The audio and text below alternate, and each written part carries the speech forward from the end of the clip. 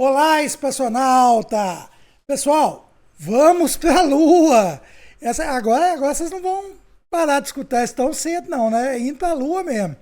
Olha só, o nosso colaborador lá de Portugal, o Alfredo Lopes Moraes, mandou para a gente aqui o vídeo legendado em português do lançamento da GHOS, da Firefly.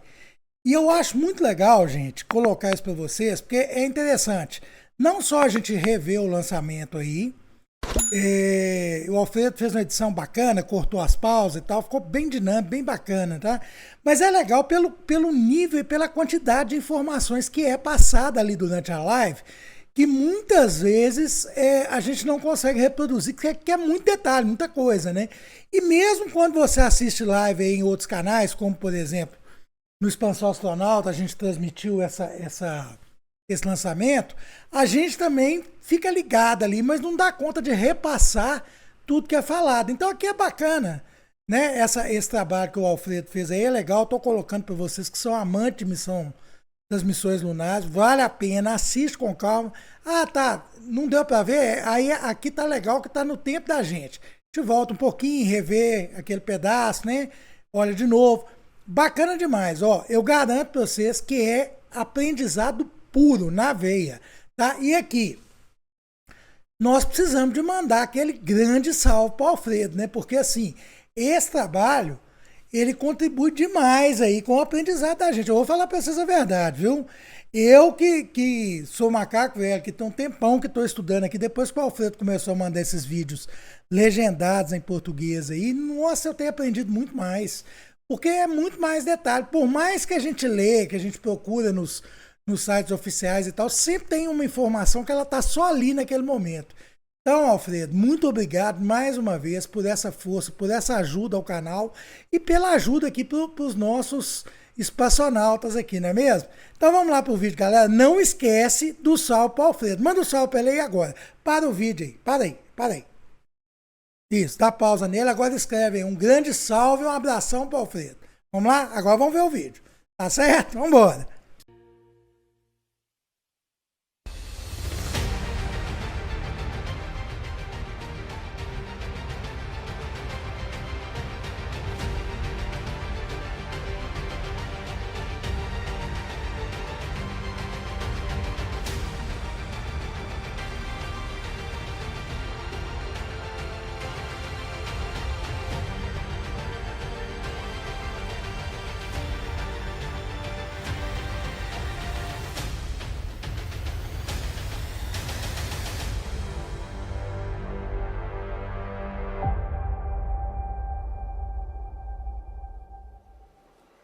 You're looking live at Launch Pad 39A, where in just a few minutes, SpaceX will begin fueling its Falcon 9 rocket. At the top is the GHOS lunar lander, built by Firefly Aerospace with NASA payloads on board.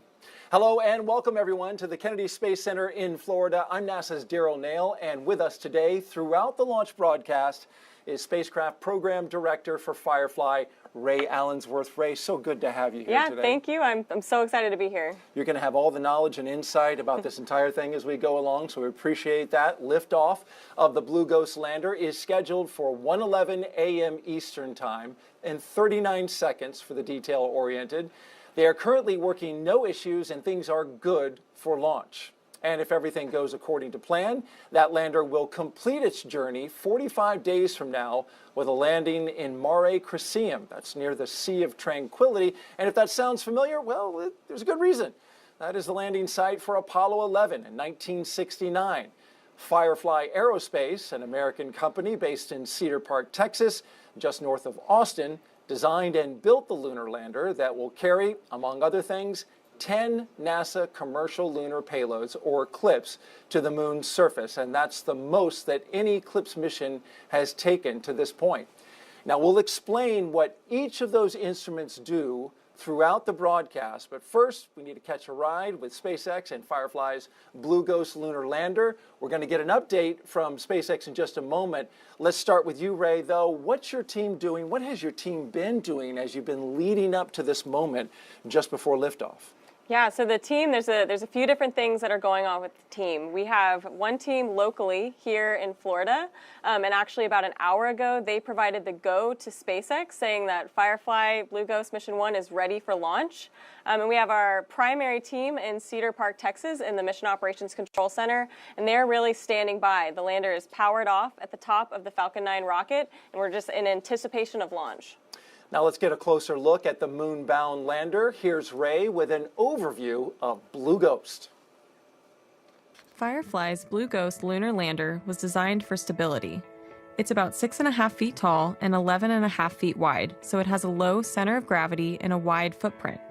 Blue Ghost has a robust communication system with 1 X-band antenna and 3 S-band antennas that enable HD video transmission from the lander to Firefly's Mission Operations Center in Texas. The lander has 3 solar panels to help power Blue Ghost and our 10 NASA payloads during transit and on the lunar surface. For propulsion, Blue Ghost has 8 RCS thrusters, or reaction control thrusters, that Firefly designed and built in-house. These thrusters help maintain the lander's orientation during maneuvers and independently perform the final descent by pulsing for a soft landing. We have 12 attitude control system thrusters that help point the spacecraft in the right direction. These are actually the same ACS thrusters we use on our Alpha rocket and Electra orbiting vehicles. Blue Ghost has 1 main engine that provides high thrust for our lunar orbit insertion and braking burn prior to landing. The lander has 4 propellant tanks that carry our hypergolic fuel and oxidizer. We have 2 pressurant tanks that carry our helium. Blue Ghost is equipped with 49 struts that connect our upper and lower panels to provide a rigid structure. These struts were built in-house using the same lightweight carbon composites we use on Firefly's launch vehicles.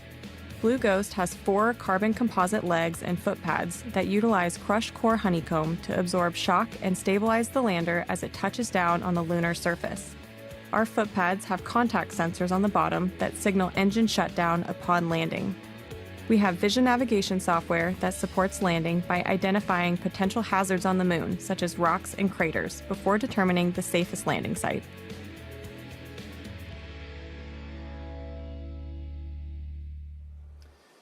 Firefly's Blue Ghost Mission 1, Ghost Riders in the Sky, is delivering science and technology to the moon through NASA's Commercial Lunar Payload Services Initiative.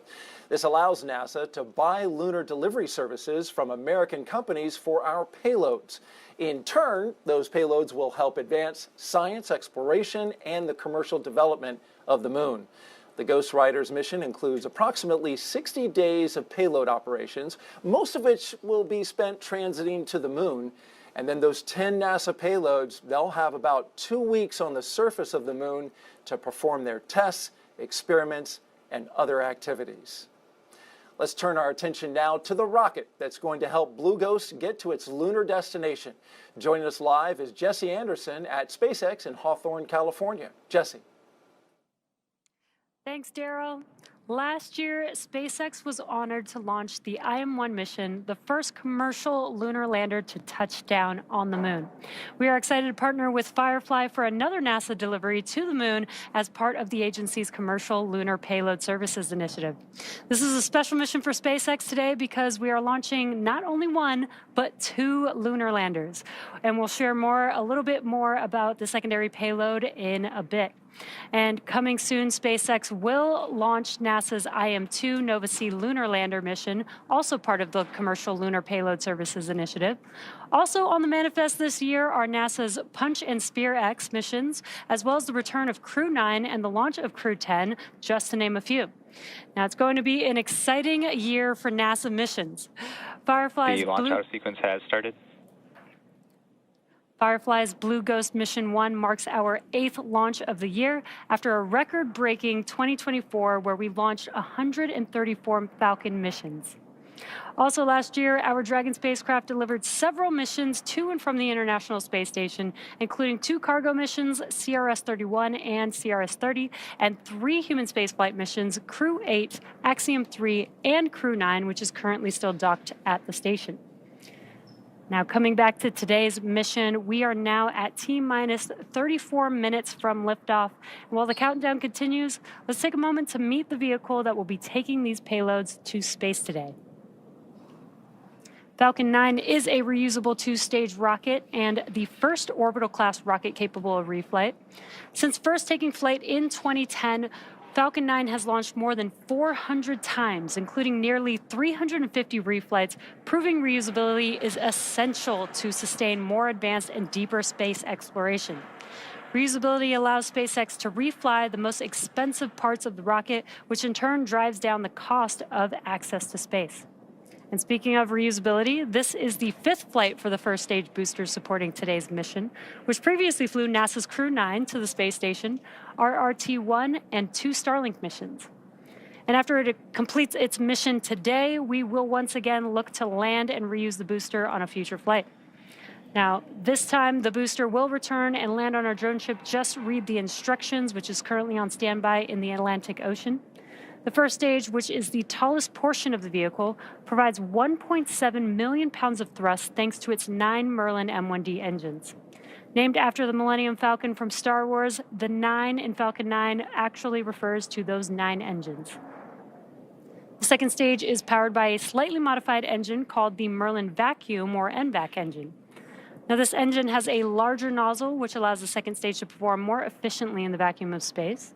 The first stage gets us out of Earth's atmosphere and into space, while the second stage takes the payload to its targeted drop-off orbit. Now, the large barrel structure with the pointed nose cone at the very top of the vehicle is the payload fairing, and it's composed of 2 halves made up of carbon composite material that come together to protect the payloads until we're in the vacuum of space. We'll be attempting to retrieve the fairing halves once again with our recovery ship, Bob. Both halves of the fairing flying today are flight proven, with one side flying for the 20th time and the other for the 12th time. And there you can see on your screen the Blue Ghost lunar lander there, integrated to Falcon 9's second stage in preparation for launch. And you can't see it, but there is a second payload in the photo, iSpace's lander Resilience, which we'll talk about a little bit more later on in the show. Now, Resilience is encapsulated in the payload canister, which is just under Blue Ghost. This is to protect Resilience from the spacecraft above it during launch. Now, when the rocket launches, the canister takes the launch load of the Firefly spacecraft and their payload adapter and transfers it to the rocket structure. Now, it continues to be a smooth countdown. Weather is holding steady, and we're looking good for an on-time liftoff. So while we wait, let's check back in with Daryl and Ray. All right, Jesse, and our hearts go out to everyone at SpaceX who's been impacted by the wildfires in California, and everyone who's working this mission today and pulling it off. Despite those challenges, we greatly appreciate it. All right, joining me now is Firefly CEO Jason Kim. He's here to talk this mission and what lies ahead for the aerospace company. Jason, you've got decades of experience in the aerospace industry, but you've only been with Firefly for a little more than half a year. How's it been going for you so far, leading this company? Well, it's funny you say that. I actually was a customer of Firefly on the Space Force's Victus Nox mission we launched a 24-hour notice mission back in September of 2023. So I got to know the team members. I was just really impressed with everybody at Firefly. It's a very bold team. It's a can-do spirit, and very exceptional in terms of engineering, rocket engines, carbon composites. I can just go down the list. Right. Very impressive in terms of what the company can do, as you say, but Firefly does have the opportunity here to be the first company to soft land on the moon. What gives you, as CEO, confidence that your team's ready to pull that off? Well, I've been through many different high-stakes critical mission operations campaign.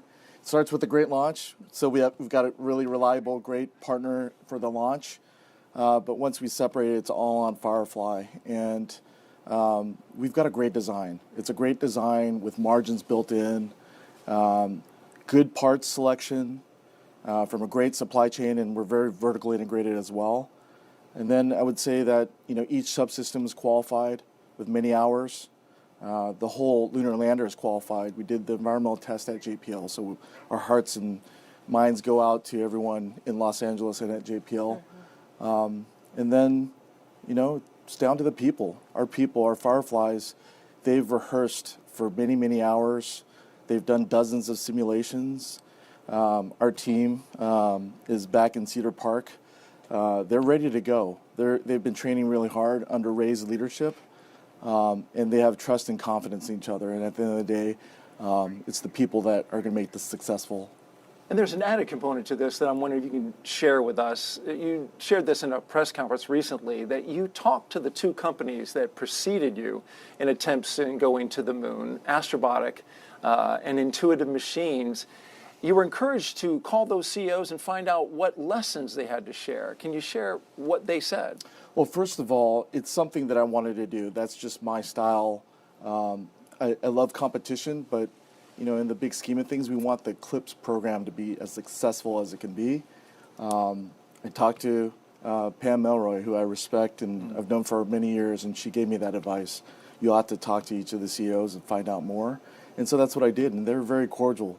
They took my call. We had great conversations. The number one thing that they would both recommend and advise me on is for our team to be transparent. Open and transparency is really key.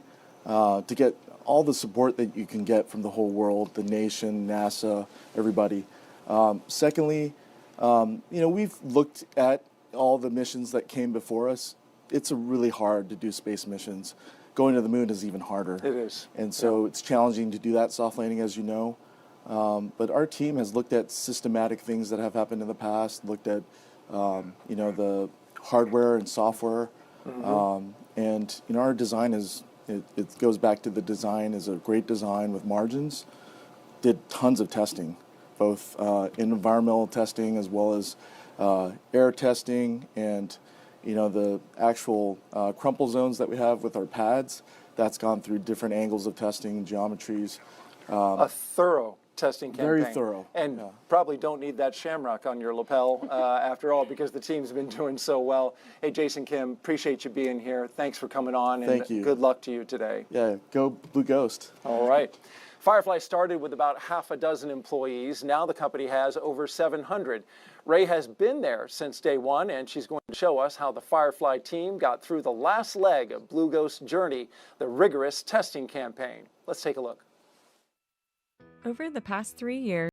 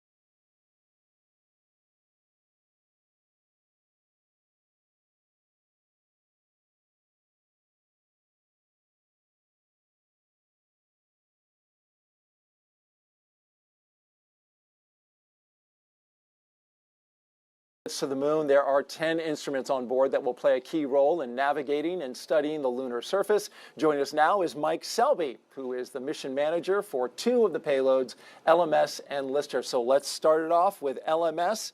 That stands for Lunar Instrument, well, actually Lister. Lunar instrumentation for subsurface thermal exploration with rapidity.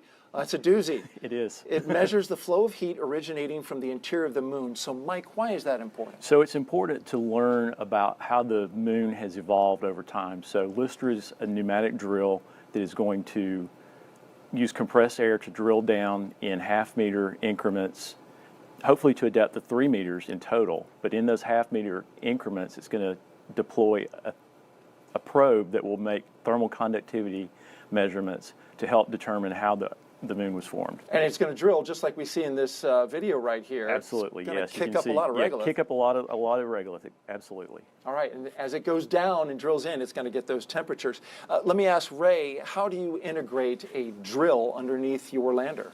Yeah, so the drill was really fun. Definitely a team favorite. It's one of the payload it's mounted on the bottom deck of our lander, and it's facing the lunar surface. So some of the other payloads are looking up, out. Lister is looking down, so that it can do exactly what Mike just said, drill into the lunar surface. All right, let's go to LMS now. That is the Lunar Magnetotelluric Sounder, or LMS. It measures the natural variations in the electric and magnetic fields from the solar wind and Earth's magnetosphere to determine the electrical conductivity of the moon's interior.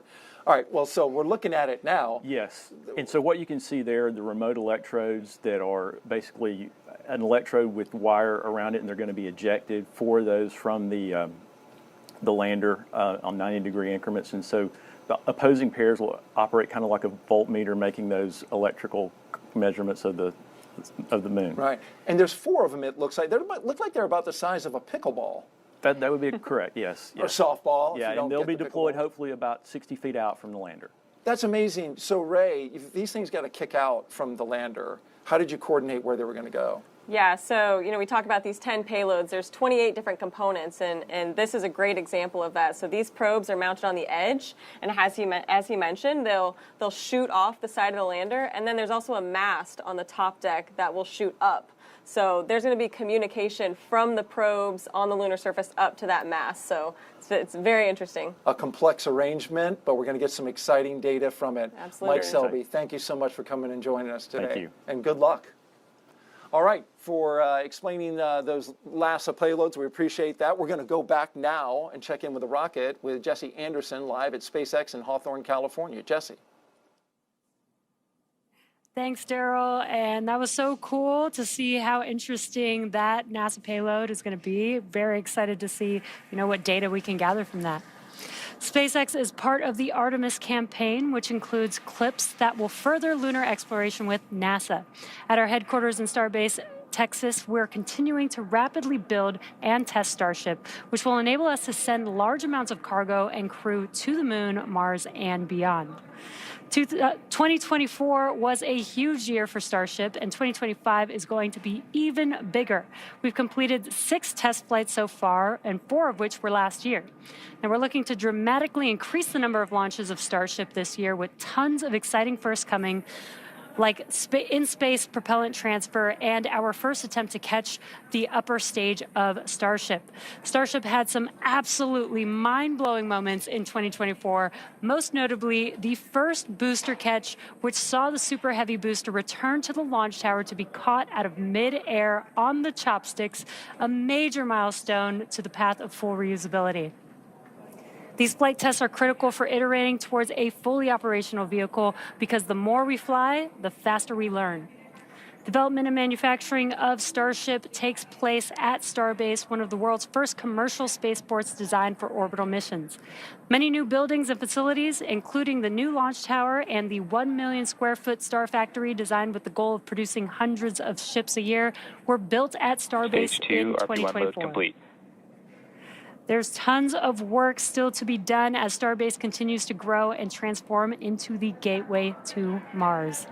And in addition to all of that, construction is underway at Cape Canaveral's Launch Complex 39A, where an additional Starship launch tower will be coming online. There's so much to look forward to in this era of space exploration, and we couldn't be more proud of our work with NASA to help humanity go beyond low Earth orbit again. But back to today's mission, let's learn more about today's secondary payload. You, the public. So let's get a few of those questions into Ray. And Ray, are you ready? Yep, let's do it. Let's answer some questions. This question is a good one. Will we be able to see live photos or footage of the lunar surface from Blue Ghost?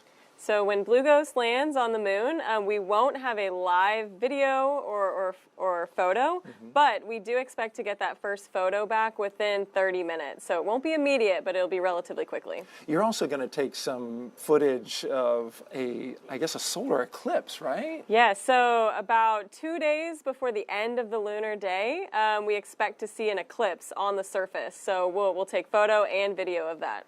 I'm excited to see that. And you're going to have it in high definition. Surveyor, NASA's probes that went to the moon, caught that image, but it was nothing like the cameras that you have now. Also, you're going to look for some levitating dust, like this glowing horizon. Talk about that. Yeah, so at sunset, we expect the regolith on the lunar surface to do kind of what you said, levitate off the lunar surface and create this glow effect. And so we'll have our cameras, taking photos, imagery. A lot of the payloads on the lander are very interested in the regolith, so this will be an interesting event. We'll get to see what Eugene Cernan saw in Apollo 17 during that last trip there back in 1972. Okay, next question. Famita asks, how long will it take to get to the moon? So there are a couple different routes to take to the moon. The one that Blue Ghost Mission 1 will be taking is about 45 days. So we'll be spending about 25 days in Earth orbit, 4 days transferring to the moon, and then another 16 days in lunar orbit. And that's so we can get data, check out the payloads. There are some payload operations as well, so kind of an elongated trip to the moon. Of all those days on that trip, what are you most focused on? I think there's some critical events that are going to happen really quickly after launch. Priming that propulsion system is definitely the first time. I think some of us will be holding our breath for a few hours there. So that's definitely the first key event to keep an eye out for. And then autonomous landing is another one. Absolutely. So when we go to land, just like you said, it's autonomous. So that's the first time our mission controllers will really be hands off. You can't even send a command at that time. And the lander software and cameras take over and pick the safest spot for us to land. All right, Thirst434 asks, hey, Team Artemis, what will be the goals of this mission and how will it benefit humans going to Mars? So this mission, we started talking about these payloads. There's 10 different payloads on board, all of them collecting different data. And so this will really inform all those future missions. Exciting stuff. We are looking forward to it. And of course, as you mentioned, Firefly is interested in Mars as well. For the first time in more than 50 years, astronauts, including the first woman and person of color, will travel to the moon as part of NASA's Artemis program. Preparations for Artemis 2 are underway, and we have more on that in the Moon Minute.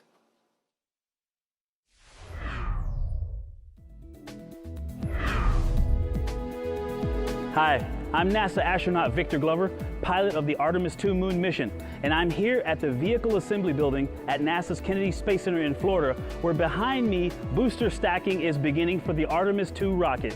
Mission progress got a big boost recently when technicians with the Spaceport's Exploration Ground Systems team inside the VAB began stacking the first components of the Space Launch System rocket, the solid rocket boosters. 10 segments arrived by train to Kennedy in September of 2023, followed by extensive testing and inspections to prepare for stacking. Technicians inside the VAB are using the massive overhead cranes to stack the segments one by one onto the mobile launcher, which will be used to process, assemble, and launch the SLS rocket. Once all 10 segments are stacked on the mobile launcher, 5 on each side, the boosters will then help support the remaining rocket segments during final assembly, including the core stage and the Orion spacecraft that will take Reed, Christina, Jeremy, and me around the moon and back. The 177-foot-tall twin solid rocket boosters will provide 7 million pounds of thrust during liftoff of Artemis 2. That's a look at your Artemis Moon Minute. Time now to tell you about another one of NASA's 10 lunar payloads on this mission. Next up is the the EDS, Electrodynamic Dust Shield, which uses an electric field to move harmful lunar dust off the surfaces in need of protection. And here to show us how this payload works is the principal investigator, Dr. Charles Bueller. Are you ready for some show and tell, folks? This one's going to be fun. That's right, I got some props here to share. All right, first of all, talk about EDS. What is it and why do we need it? The EDS is a system developed here at KSC for the last 20, 25 years or so. Wow. To lift and remove dust from surfaces without any moving parts, gases, or fluids. And we incorporated our EDS technology into various substrates to do just that. And that's important because this regolith on the moon, it's abrasive, right? It's very abrasive and it is potentially toxic, yes. So we don't want that on our equipment or spacesuits or anything that's moving. Okay, so how does, you've got this setup here. Sure. And to your left, the thing that you're holding there, that's kind of what is encasing your payload, right? This is actually the spare parts of our payload. Okay, all right. So explain how that works when it gets on the moon. So when we land on the moon, a few hours after landing, we deploy a fifth leg, or an SAA, Surface Access Arm, which will deploy 2 instruments, us and Planivac, and it will jettison us separately after that, a few hours later, and we will softly land on the moon like this. And how are you going to make sure that you get regolith inside there? Because you need that dirt in there. You need it to do. get dirty. We absolutely do. So we're trying to focus on 2 EDSs, self-cleaning surface, a glass and a thermal radiator. And what's going to happen is when we land, we have 6 other EDSs that their whole job is to lift dust from the surface and direct it and deflect it onto our EDSs. Hold that up for a second, Dr. Buell, because you can see through those little bands, right? What are those? It looks like that the dirt can pass through them. Those are just electrodes. The Yeah. same thing in our transparent EDSs. They can kick up the regolith sure onto it? Okay. Okay, and so now let's show us how this technology works. Once you get it dirty, Once then you get what? it dirty with the reduster, you can show here. So if you have a glass system, a camera lens, or something, we got a camera you can get overhead. it really dirty on the moon. Oh, yeah? Okay. And that's bad news. Yeah. So you don't want that. So you want to turn on your EDS, and then voila, dust will come off. Look at that, just All right off clean. the surface. Yeah. And that is electrical current that's creating That is an AC square wave signal. Okay. Low current. Now, can we give it a tougher test? Can you really get this? I mean, we can get my 1.5-year-old to come in here and throw dirt. He's very good at throwing dirt if you need help. Well, we'll keep adding dust. Why not? Yeah. You know. Hey, it's live TV. What could go wrong? Yeah. Cover the whole thing. How about that? Now you're talking. And what I can also do, once we de-energize that might take a few more minutes.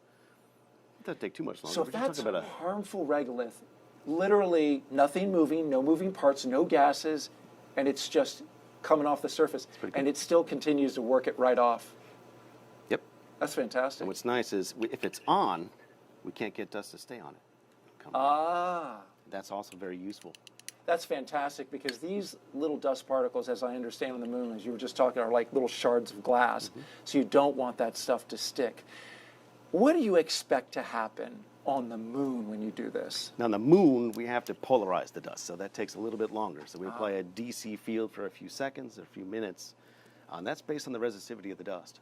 Okay, and Ray, been pretty fun to watch that happen, and you had to make sure that this had good access to the regolith. How'd you do that? Yeah, so as he mentioned, we designed this surface access arm, and so when we land on the lunar surface, that arm will deploy down, and then there's a hinge that we very specifically designed to get EDS to flatly land on the surface and get that dust up in it the way it needs to perform its science objectives. So. And you can kick up a little more regolith if he needs it? Yeah, well, there's other activities going on the lander that I think will really help get dust on there. You know, the Lister drill will be running. You know, there might even be some dust from landing, that impact kick up a little. So we'll try to get a lot of dust on your payload to help you out. I appreciate that. All right, very good. I want one of these for my entire house. And just punch it and all the dust goes away. Then you really have something. We are looking forward to this experiment. Thank you, Dr. Charles Bueller, for being here. Thank you for the demonstration. And Ray, appreciate your insight on how you integrate it into the payload. That's great. All right, well, thank you very much. All right, time now to tell you about another one of NASA's 10 lunar payloads. We're going to have so much more of these lunar payloads coming up in the show. We're going to get to that in just a little bit. You may have heard us mention CLPS, which is the Commercial Lunar Payload Services Program, at the beginning of the show. Let's dive a little deeper now into this relatively new NASA initiative.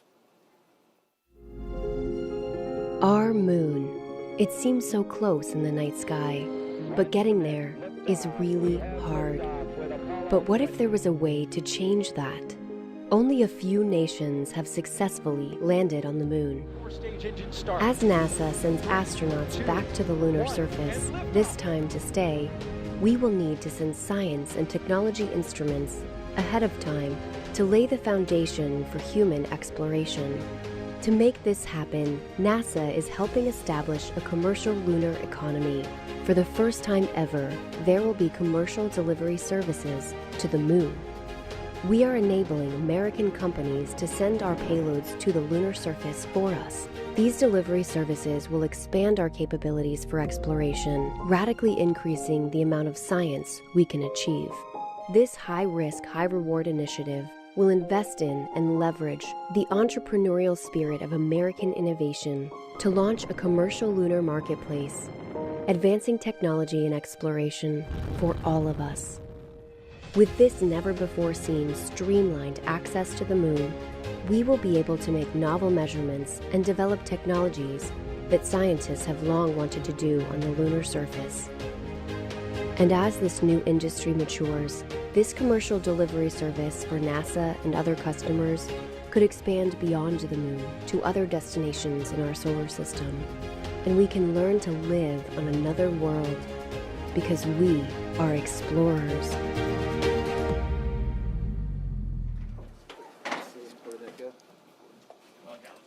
And we're getting close to liftoff, just T-minus 8 minutes and 15 seconds until launch of Firefly's Blue Ghost lander on a SpaceX rocket. Ray, the journey to this moment began for you and your team more than 3 years ago. Yeah, it's been quite a journey getting here. This contract was awarded in early 2021, and so, all this work over the last few years is leading to this moment. And you've got a pretty big team. Talk a little bit about that. Absolutely. We have a team of dedicated engineers, operators, technicians, and support staff that have been working tirelessly to make this mission a success. I'm incredibly proud of what our team has accomplished and what we'll continue to accomplish once Blue Ghost begins its road trip to the moon. And what's your sense of how the team is feeling right now? You've done a ton of preparation. You've been there from the start with these folks getting ready to do this mission. Yeah, the team right now, I think, is just filled with anticipation, excitement. I was messaging some of them earlier, and I think today it really started to set in, when you see that Falcon 9 go vertical on the pad. So just excited to finally start our journey. And we're looking live at the Mission Operations Center in Austin, Texas, Firefly Aerospace. You can see the folks sitting there. This is the mission team. This is the team that's going to be there all the way to landing and beyond. Engine chill has started. Absolutely. So you can see all of them kind of sitting there. They're getting prepped. They're getting their consoles set up. They'll probably start getting some initial data from that first ground station, but otherwise, with the lander powered off, they're really just waiting for deployment and power on. Ray, I'm wondering, Firefly, as a company, you've launched before, but this is the first time that you're launching to the moon. Is it different? I think it's a little bit different. I'm sure the Alpha team, the first time they launch, they feel very similar to how I feel right now. But really, for launch, it's a few hours, and then your mission's over. For us, this is really just when our mission begins, and it leads into these 60 days of operations in orbit and on the surface. So it's kind of a surreal feeling. It's hard to explain. And you get to look up at the moon at night and say, we're going there. Yep. So I think all of us kind of started looking at the moon a little differently. Leading up, the engineers would text us, 3 full moons till we launch, 2 full moons till we launch. And so you look up at night and you get filled with excitement. Well, we are excited as well. We're going to go out and watch that launch. In the meantime, there's the moon. There's where you're headed. Let's send it back to SpaceX in California as they walk us through the final moments of the countdown. Thanks, Daryl. At T-minus 5 minutes and 40 seconds to liftoff, all systems are currently go for an on-time liftoff at Launch Complex 39A at Kennedy Space Center. And the moon was looking great, but we were waiting for a call out for the strong back retraction coming up here shortly. What's going to happen is the clamp arms around the top of the second stage, which is just below the fairing, will begin to open up. Once those clamp arms open up, then we'll begin to move the strong back away, slightly away from the vehicle. And that process will take about 20 seconds. Vehicle, the TE or transporter erector will be just about a couple degrees away from the vehicle. And then at T0, we'll move it about 45 degrees above the pad deck. Pressing for strong back retract. And that will make the way for liftoff for Falcon 9. And we did hear that call out that we are preparing for strong back retraction.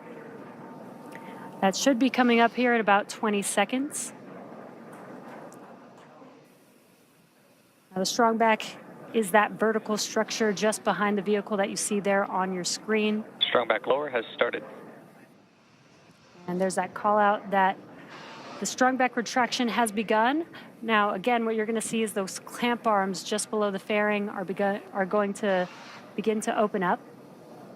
And once they are fully open, that'll make way for the transporter erector to move away from the vehicle.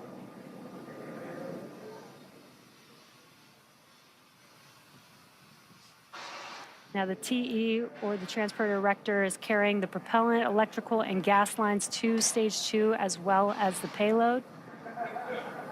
And there you can see on your screen that those clamp arms are now opening up. And this is a good view here because you'll be able to see that TE start to move away from the vehicle. It's pretty slow, but you should be able to see it here in a few seconds.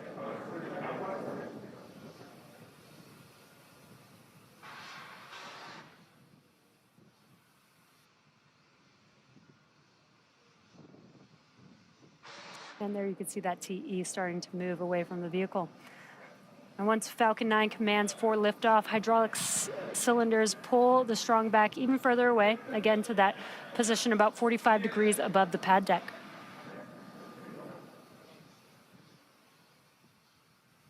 Now we are coming up on liquid oxygen loading completion at the T-minus 3-minute mark.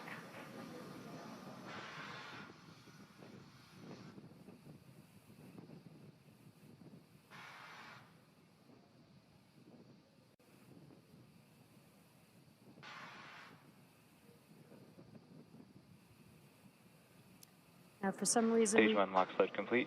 There's that call out we were waiting for. Stage one liquid oxygen loading is now complete. If for some reason we do not launch today, we do have a backup opportunity tomorrow, January 15th at 10:09 p.m. Eastern Time.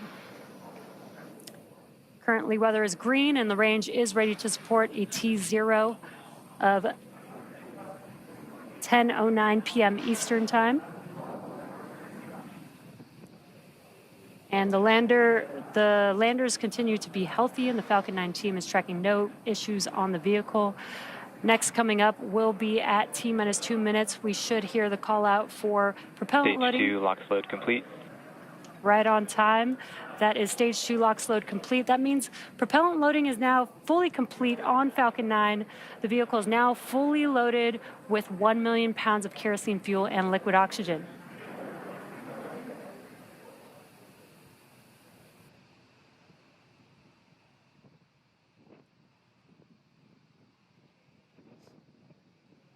And just a correction, it is 1:11 a.m. Eastern Time for liftoff tonight. Gas launch closeouts has started.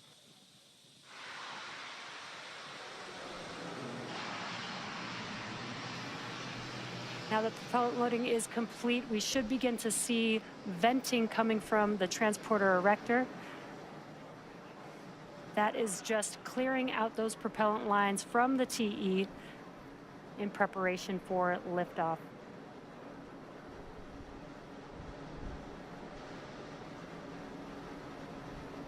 Falcon 9 is in startup. Third call out. This means that the Falcon vehicle's internal flight computers have taken over the launch countdown.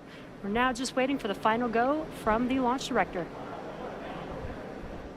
LD, go for launch. And great news, we are go for launch, so let's watch as Falcon 9 takes our 2 lunar payloads out to space.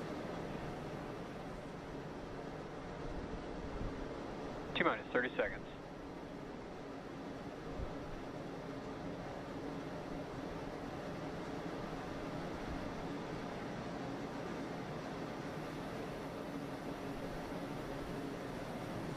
T-minus 15.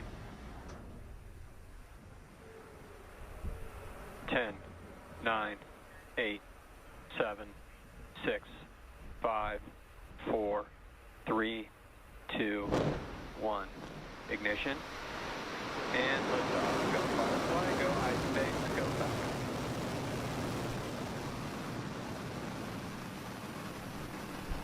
Vehicles pitching downrange.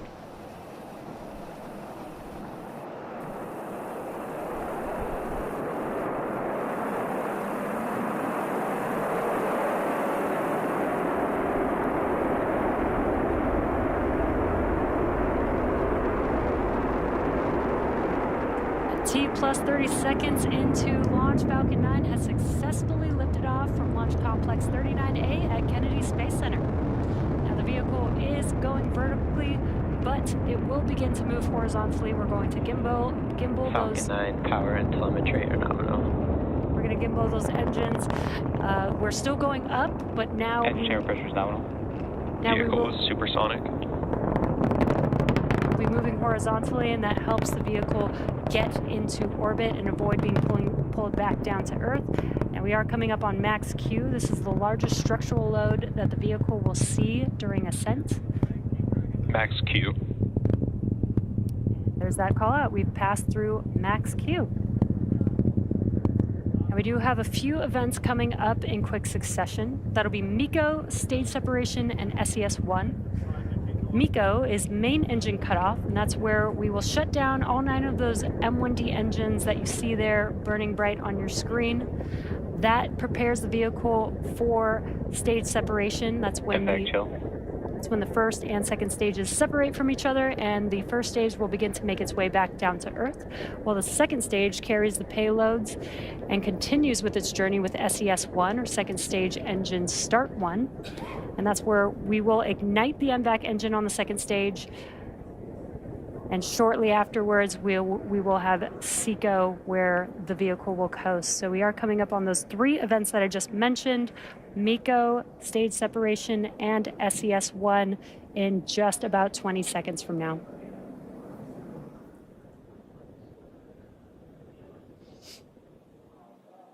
Some really cool tracking views here of Falcon 9 and those 9 Merlin M1D engines burning bright there.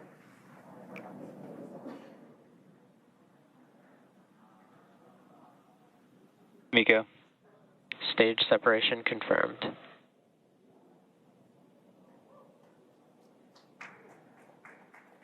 MVAC ignition.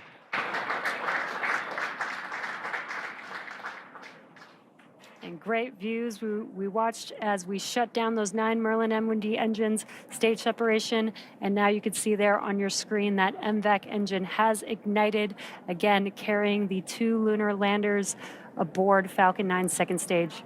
And there on your left-hand screen, you can see that the first stage is deploying its grid fins. Those hypersonic grid fins will help guide the vehicle back down to Earth. And in about 15 seconds or so, we will also have fairing deploy. We have the fairing protecting the payloads through ascent. But once we're in the vacuum of space, we no longer need that protection, so we will jettison those fairing halves.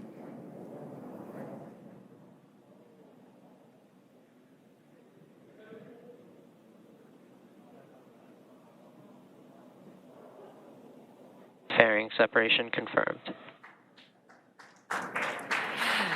And a really cool view of the payloads encapsulated in those fairing halves, the fairing halves deploying. We will once again attempt to retrieve these fairing halves once they make their way back down to Earth. And in a few minutes, we will also have a couple more burns for our first stage to prepare it for landing on our drone ship. Just read the instructions. Now we are T plus 4 minutes and 10 seconds into today's mission. We're currently in the first of 3 planned MVAC burns.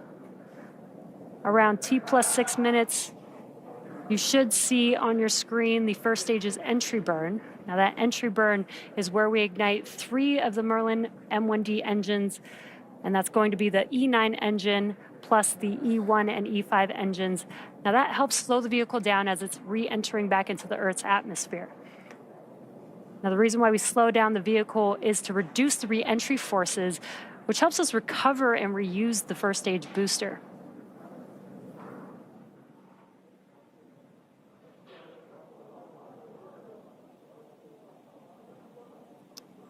So far, everything is looking nominal. Stage 2 still carrying our lunar payload and on a nominal trajectory.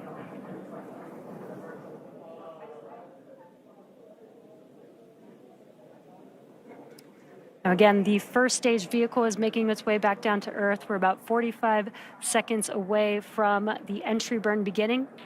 And just as a reminder, the first stage booster that is supporting today's mission will perform this entry burn for the 5th time. Falcon 9 is the world's first orbital class rocket, reusable rocket, and this is important because reusability allows SpaceX to refly the most expensive parts of the rocket, which in turn drives down the cost of space access. So we do have that entry burn coming up just about 10 seconds. Again, that will be 3 engines reigniting for just about 20 seconds or so.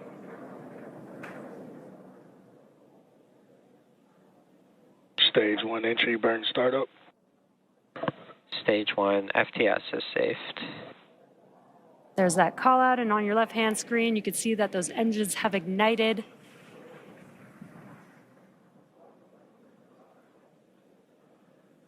Again, helping to slow down the Falcon 9 booster as it's making its way back down to Earth. Stage 1 entry burn shutdown.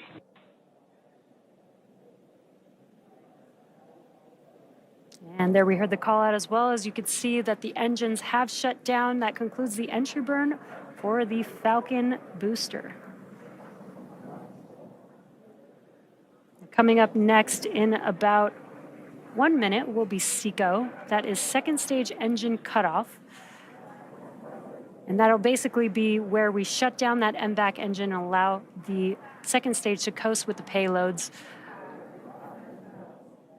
Stage 2 is in terminal guidance. As the vehicle is making its way towards its targeted drop-off or orbit for each of the lunar landers. And just shortly after we have SECO, we'll also have the landing burn start up on the booster. So we will have a couple events happening back to back. Stage 2 FTS is saved. Stage 1 transonic. For the landing burn, we reignite the Center E9 engine. And again, that slows the vehicle down just in time to touch down for landing. And we have SECO 1 coming up, as well as a landing burn in just a few seconds.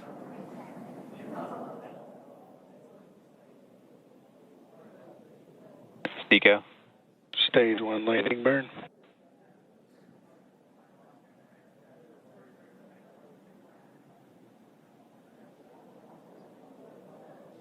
Nominal orbit insertion.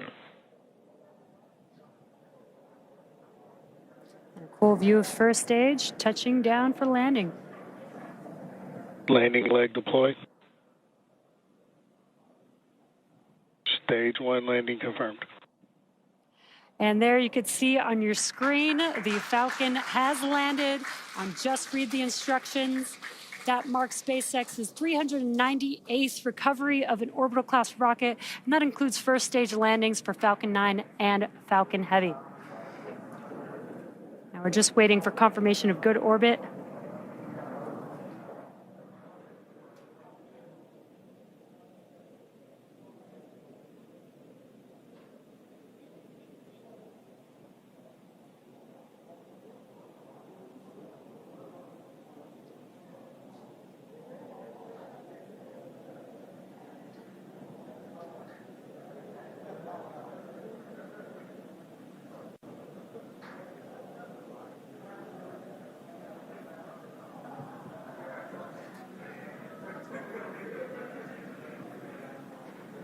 Again, we have had SECO, that is second engine cutoff 1 for that MVAC engine. And we are just waiting to confirm good orbital insertion.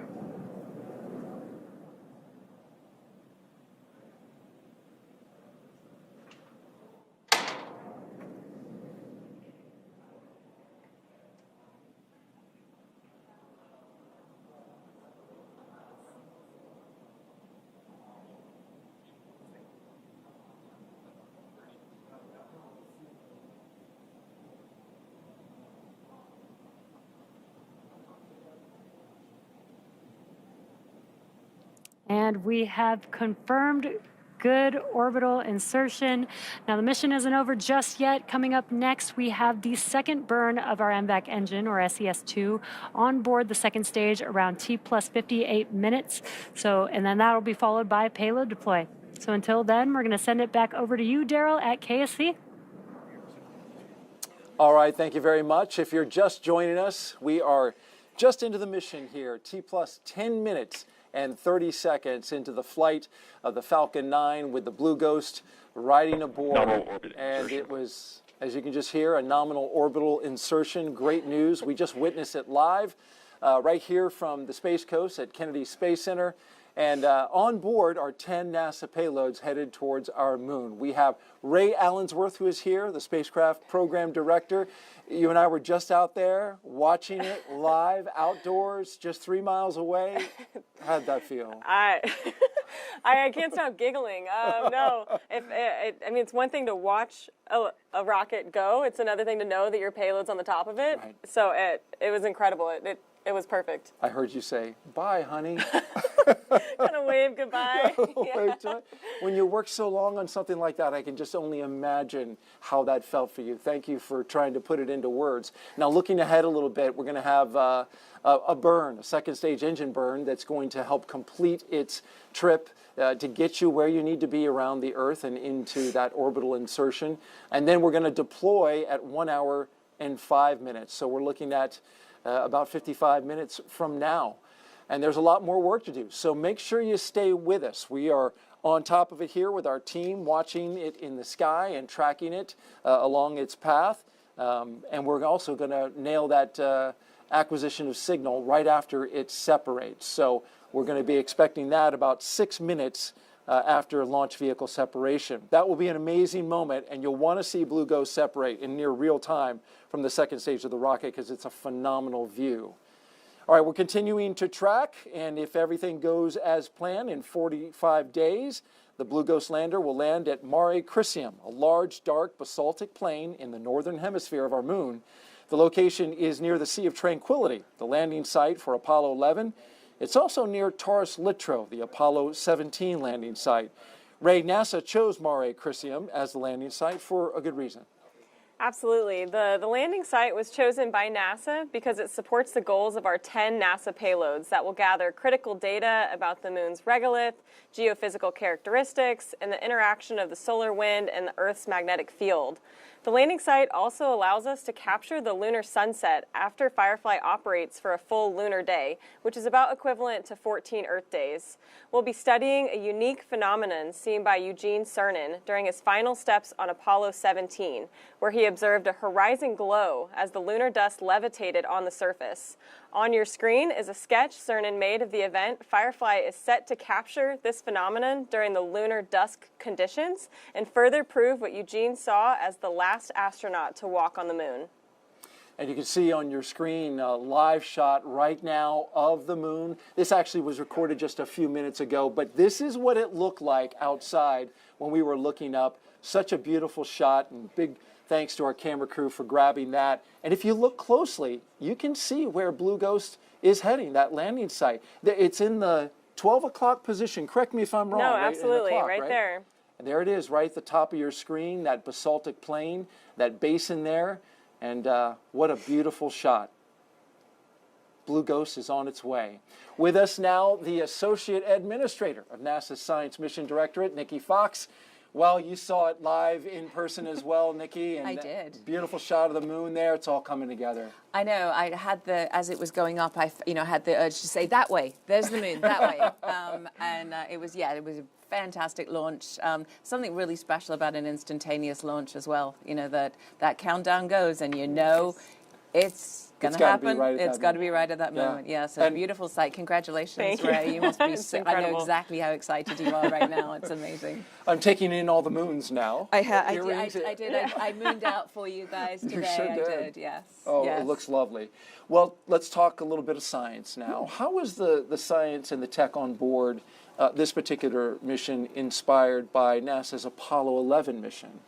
Yeah, I mean, we learn, the great thing about NASA and about NASA science is we learn with every single mission that we do. And so, of course, we learned so much about the experiences of our astronauts on the moon. And, you mentioned before that the regolith is a big challenge. It's very sticky and it's very tacky and it kind of sticks to everything. And so we actually have a couple of experiments on there. One is going to sort of look at just how tacky that dust is. It's going to look at different surfaces and see how much that regolith regolith sticks to it. And then we have another one that's a super cool demonstration that's going to try and see if you can shake the dust off. It's the EDS instrument, and it's going to put sort of electric currents through, so it's not moving parts, it's not actually shaking it, just to see if you can displace the regolith, and so actually the instrument cleans itself as well. So it's very, very friendly, and so we're going to look at how we can improve the conditions for the Artemis astronauts. Yes, and we had a wonderful demonstration of the EDS principal investigator showed us how exactly how that dust is going to shake off. Can't wait to see what happens on the moon. Yes. Why are we sending robotic missions first before we send human missions to the moon? I mean, we want to send as much science to the moon as possible. It's such a great place for us to go. It allows us to just learn more and more about the conditions on the moon, about the geophysical conditions, about the solar wind interaction with the moon. We can't wait to get the science up on the moon. That's why we're such fans of the CLPS program. It's like a geological sort of preserved record of what this ancient solar wind is like. You just need to go down a little bit into the regolith, and that's the preserved sort of surface interactions. And of course, it allows us to think about what we want our astronauts to focus on. They will be able to bring back the samples from the moon for us to be able to study, and so to be able to kind of help focus on which samples, what do we want for them to bring back. This is all stuff that we can do with these kind of advanced sorties that we're doing with the CLPS program. Advanced sorties. Well, I like that. That sounds good. And in this plane, and briefly, it's a basaltic plain. There's a volcanic feature nearby. Yep. Tell me what the relevance of that is, Mons Luttrell, and why you're interested in that. Well, I think Ray just kind of nailed it. I mean, it's a great place for us to go. It's a region that we think the astronauts will be interested. It's a really great place. Loads of interesting features. The actual area was caused by an impact from an asteroid. It flooded that area full of that lava. It's a very dark lava, very similar to what we have on Earth. It tells us about how the moon was formed, how the early solar system was formed as things were bombarding the moon. So it's just a really scientifically interesting place to go. And Ray, you appreciate that there's no big rocks, hopefully, in that area, right? Yeah, we're gonna avoid the rocks. Our software is gonna help us identify the safest place to land, and like you said, avoid those hazards. All right, very good. Well, Nikki Fox, thank you for joining us today. We appreciate your moons. We appreciate the insight, and we appreciate your levity as always. NASA tends to be a serious place, but you bring the right mix of levity and seriousness. Thank you very much. Thank you so much. Appreciate it. Congratulations again. Thank you. All right. Well, it's difficult work to get to the moon. We haven't successfully done it in more than 50 years, but that's going to change. The CLPS initiative is changing that. Let's take a look. Landing on the moon is hard. We're going back. Under this Artemis program, we're going to be sending humans to the moon for the first time since Apollo. So ahead of humans, we want to get up as much science, exploration, and technology experiments as possible. So CLPS starts facilitating a lot of the early science, the things we want to learn before we even send humans. CLPS stands for Commercial Lunar Payload Services, CLPS. The services part is the key element. Ordinarily, when NASA delivers a payload to the surface of the moon, they do it with a commercial partner, but NASA controls the building of the vehicle. Now, we're buying the service of delivery of our lunar payloads to the surface of the moon. It is a delivery service, akin to a delivery service that you'd have here on Earth. NASA will provide payloads to a commercial company. They decide how to get it to the moon. They have to develop their own lander, but they also have to manage the entire end-to-end mission. It's meant to provide affordable, rapid, frequent access to the lunar surface through American companies. We're funding different companies. We have commercial companies that are competing to win task orders to deliver our payloads to the surface of the moon. One of the goals when we started CLPS was to help establish a lunar economy. Somebody has to do it first, and then it becomes commercially available. Then they're able to crank them up. Then they're able to make it more affordable. And so the lunar surface is just the next frontier for a commercial environment. But we had to acknowledge up front, all the way through the highest levels of the agency leadership, that some of them will fail. These missions may not be as successful as a traditional NASA mission. We have accepted the risk that going through this innovative approach with these commercial companies, that there could be some failures. Some of them are new companies. None of them have ever successfully landed on the surface of the moon. So they're going to learn lessons. We need to give our vendors the opportunity to learn. And so that'll help ultimately buy down our risk as these companies learn, okay, what does it take to actually build up the lunar lander, integrate payloads, get to the lunar surface and land safely? They've been able to demonstrate that they have very, very good technical depth and the ability to design and execute missions. We're willing to take more shots on goal. And we aren't risking human lives.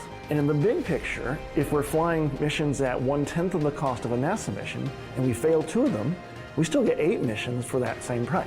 Even with 1 or 2 or 3 failures, this is still a very economical proposition. It's a risk posture which is more risk tolerant than NASA is accustomed to. There's not a single one of these companies that's willing to bet their mission on a coin toss. Every one of them is doing what they can in order to have the most successful mission possible. But the important thing to realize is that risk tolerant does not mean risky. And the rewards are a long-term ability to get payloads to the moon inexpensively, frequently, and rapidly. We want science, so we can then put more of our resources on even more science, exploration, and technology payloads and get more of a return on investment when we get to the moon. CLPS provides tremendous benefit across the scientific and economic communities. So there's a lot we'd like to learn about the moon to help human habitation and prepare us for missions to Mars and beyond. So the moon is the first step. All right, we've been going through each of the 10 payloads throughout the show, and now we've got a doozy. 5 of the payloads right now, and that's half of the ones going up to the moon. Joining us now is Dennis Harris, mission manager for those NASA payloads, and appreciate you being here. It's good to be here. Let's start now with the Lunar Planet Vac, or LPV, which collects samples of lunar regolith from the surface. This is really interesting. I mean, the name kind of suggests exactly how it works. Planet Vac. It's like a vacuum. Yeah.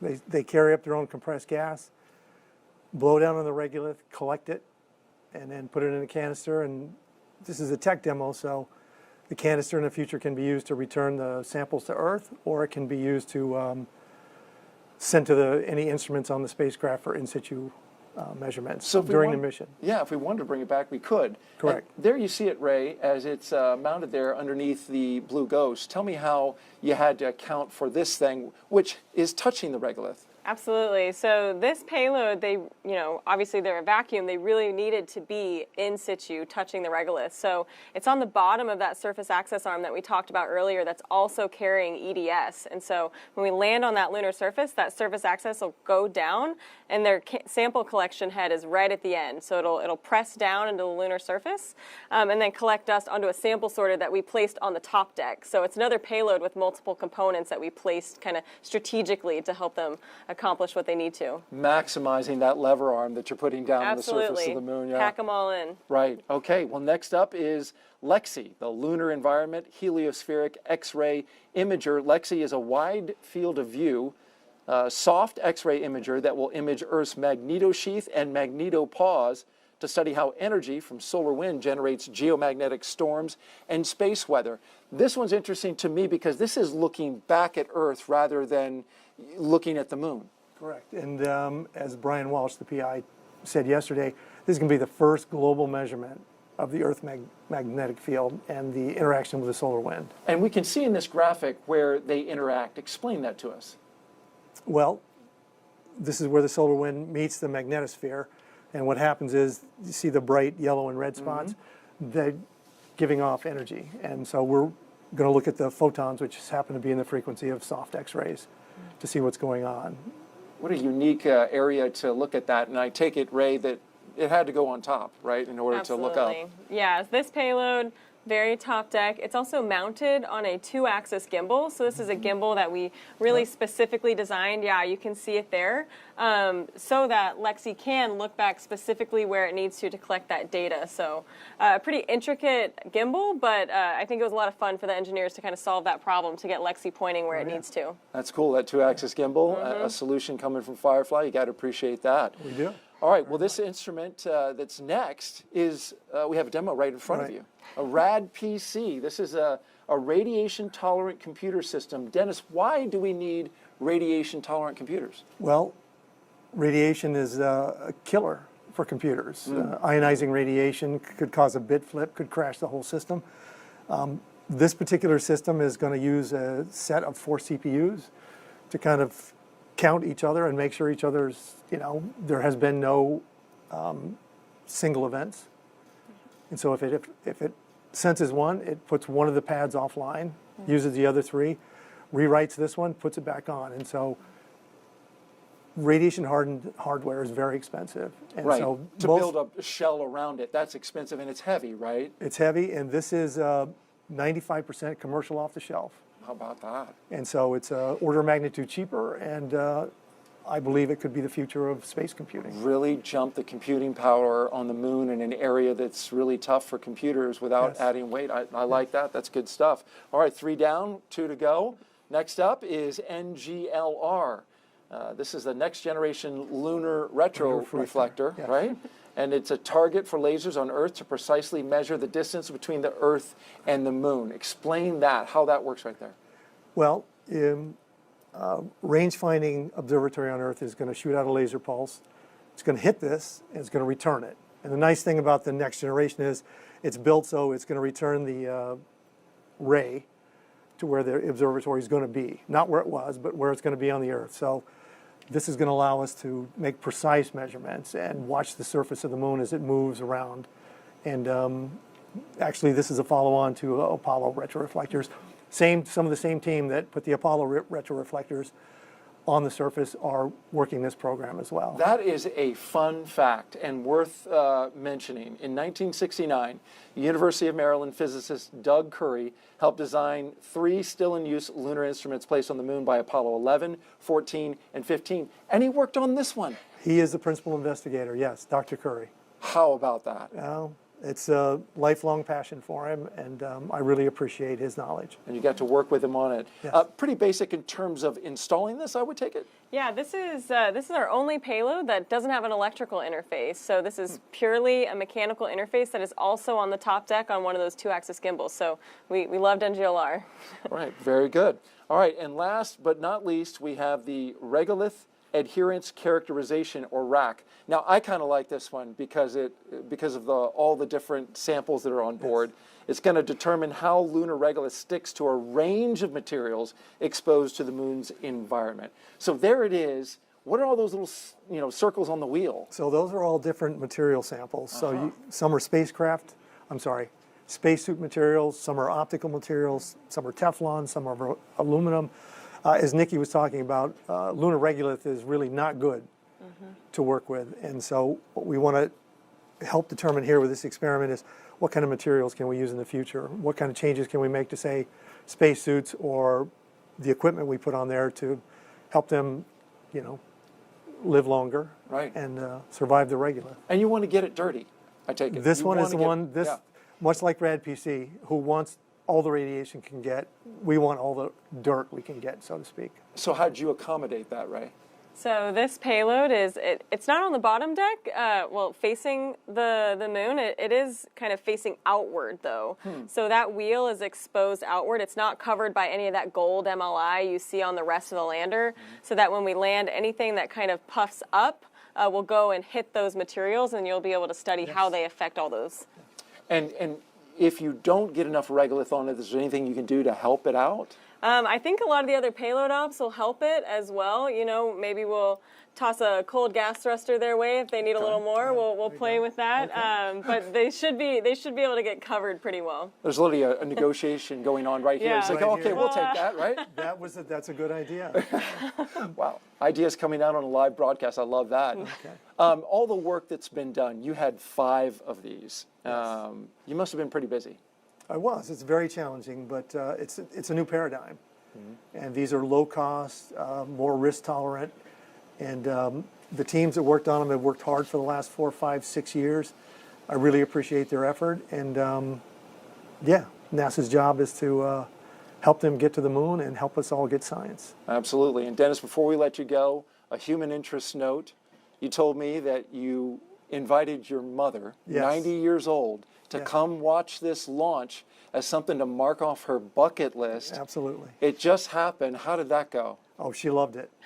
Right up front, loved it, especially the sound. She took the video, and she was all smiles. And she has an engineering curiosity, right? Right. She was back in the early 50s, she had a scholarship to Montana State for an engineering scholarship, which unfortunately she couldn't go, but she then jumped into the Navy came out as an electronics tech. So maybe that's where my interest in engineering comes from. She must have been proud watching that rocket fly with your 5 missions aboard. She was. All right, Yep. Dennis Harris, thank you very much for joining us. Appreciate you taking the time, Sure. and good Thank luck you. with all of the payloads. And good luck to you guys. Thank you. Really looking forward to it. All right. Well, now we are going to step aside while we await our next big milestones, the second burn of the second stage of the Falcon 9 rocket, and then the separation of Firefly's lunar lander from the SpaceX second stage. Now, we're going to return for that and more in about 20 minutes. We'll have more payloads. There's 2 more left if you've been counting. We're going to talk about those. We'll also see that tremendous video as we watch Firefly hopefully release from the second stage and drift off into space. That's all coming up in a bit. Again, 20 minutes from now. Hope that you'll come back and join us. Take a little cat nap. We'll be right here, and we'll see you then. And welcome back to the Kennedy Space Center, where we are currently awaiting the second burn of the second stage of the Falcon 9 rocket, and then separation of Firefly's Blue Ghost lander from that second stage rocket. It lifted off at 1:11 and 39 seconds a.m. Eastern Time. I am joined by Ray Allensworth. She is the spacecraft program director at Firefly. Been doing a fantastic job. We watched the launch live. It took off. You said, "Bye, honey." This is a spacecraft you've been working on for so long, and then you saw it take off, and now we've been flying for about 47 minutes.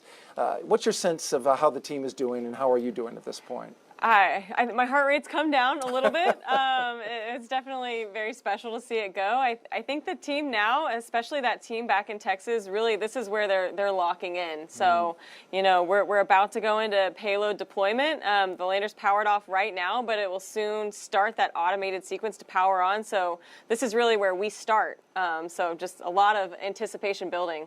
A shot on your screen now of that team that you're talking about from just outside Austin, Texas, the Firefly Aerospace Mission Operations Center. And the team is all there and, as you say, focused on the next steps. The company is, of course, based in Texas. They developed and built the lunar lander that is carrying, among other things, 10 NASA payloads.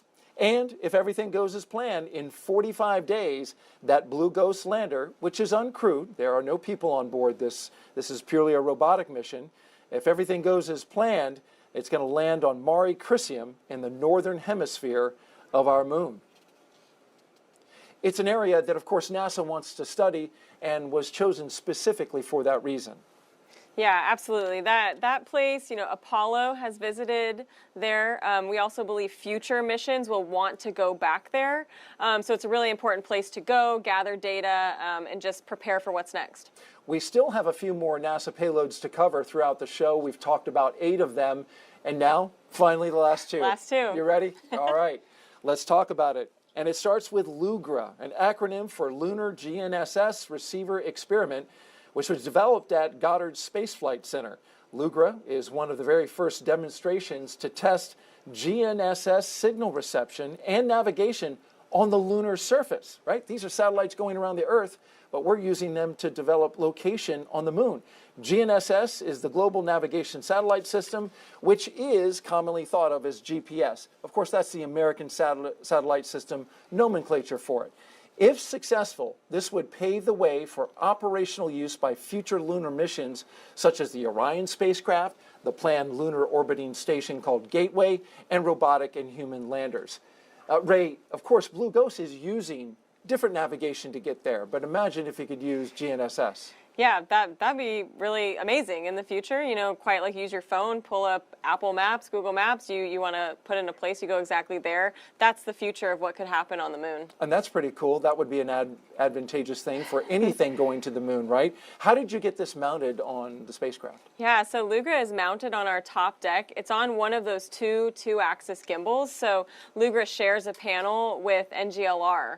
And this is a really special payload. This was in partnership with the Italian Space Agency safety. And so, yeah, we're excited to have that and get it operating. First equipment for the Italian Space Agency to have on the surface of the moon. We know they are very excited about this. Let's talk about our last payload now, the final one. This one really kicks in right about the end of, right when they were landing, right? As it kicks up a plume. It's SCALPS, and it stands for Stereo Cameras for Lunar Plume Surface Studies. It was developed at NASA's Langley Research Center in Hampton, Virginia. SCALPS is an array of cameras placed around the base of the lunar lander to collect imagery during and after descent.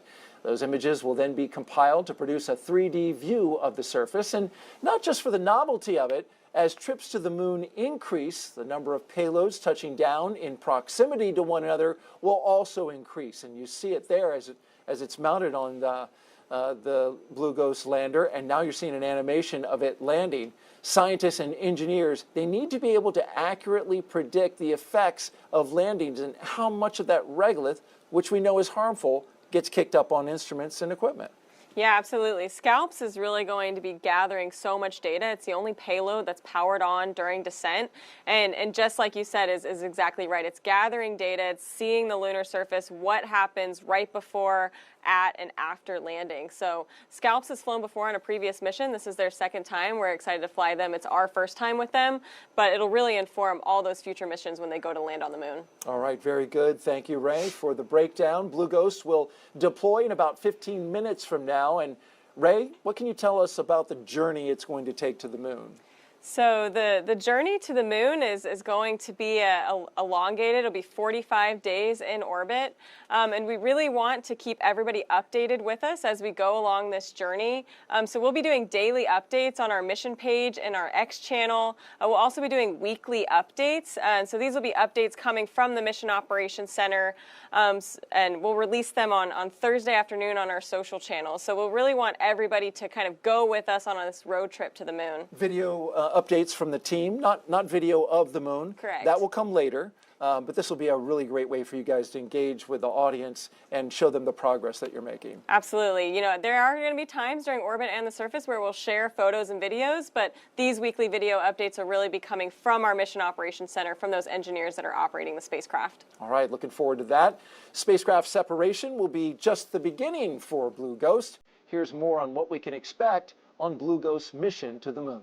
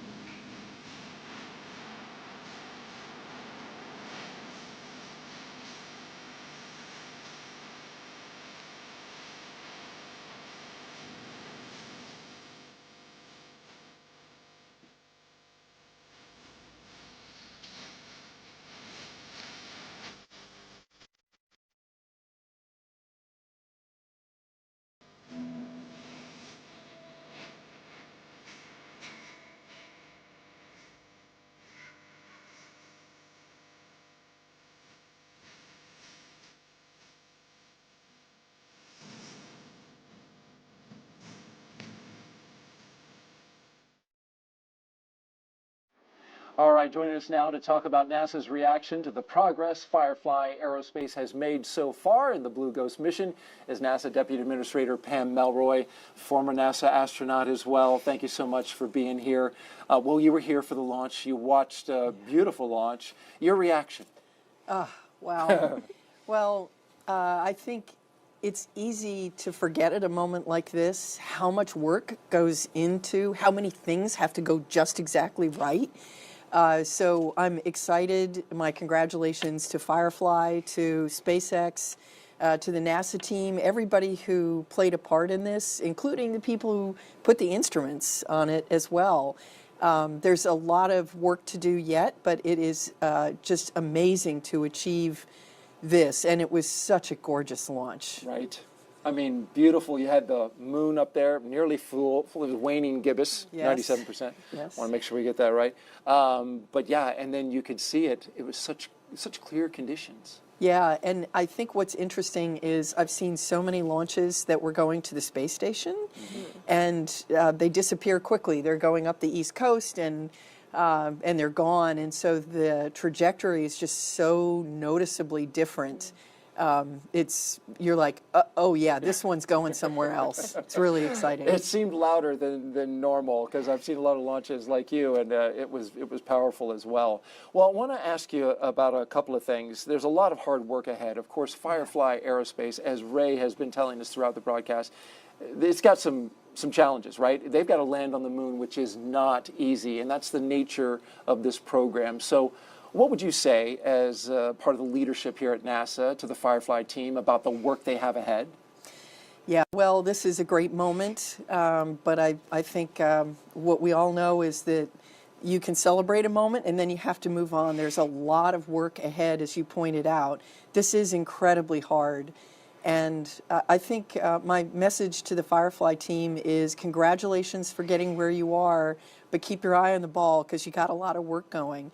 But I think one of the other important messages is we do this as a team. This is a team sport. And so the collaboration within the Firefly team, but also with your partners is really important. NASA has your back. We know that we're all doing things for the first time. So we just have to work together to solve any problems that come, and then we'll be successful together. Great words. I know that you must appreciate hearing that. Yeah, no, I think the team back home really appreciates that. I think they know that, we're all one team, but it's another thing to hear it, especially in this moment. Because like you said, really their job is beginning now. And, we have to refocus and start our mission. All right. Thank you very much, Deputy Administrator Pam Melroy, for being here. You are with the outgoing administration, your time at NASA. We really appreciate your leadership here and all that you've done and coming to these launches and being a part of these launch broadcasts. Thank you very much. Thank you, Daryl. It's a great way to go out. Absolutely. Thank you, Pam. All right. Well, let's go now to SpaceX in Hawthorne, California, where Jesse Anderson is live as we await that second burn. Jesse. Thanks, Daryl. We are actually currently, as you can see on your screen, in that second burn, SES-2, here right now. This burn is a very short burn. And we've got live views of the NVAC engine there ignited on your screen, again carrying the 2 lunar payloads on Falcon 9's second stage. This burn will last just over a minute long. And this MVAC engine, the thrust on the MVAC engine is about 220,000 pounds of thrust.